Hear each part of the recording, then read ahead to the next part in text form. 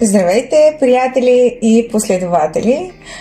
Тъй като ви бях споменала, че чета една психологическа книга "Как да бъдем щастливи" и т.е. кое е най-важното за да бъдем щастливи. В момента ми се случват някои неща в личен план и много се замислих върху това, което четох последно от тази книга и изключително вярно. Доказано е, както ви казах по-рано с редица изследвания, че най-важното за да бъдем щастливи са добрите взаимоотношения.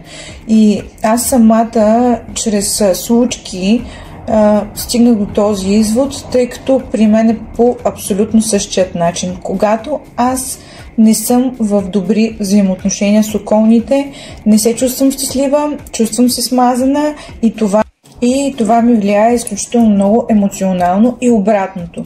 Когато аз съм в прекрасни взаимоотношения с хората около мен, се чувствам изключително добре, изключително щастлива, заредена, така че категорично добрите взаимоотношения до огромна степен влияят на нашият щастлив живот, на нашето качество на живот.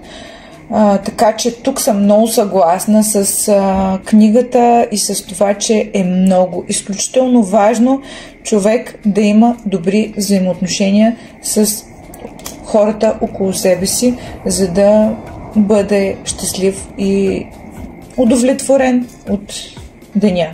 Като цяло, тук съм много за.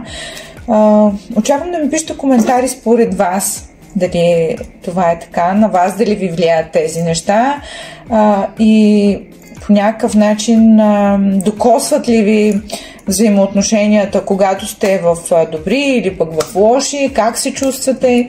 Очаквам коментари.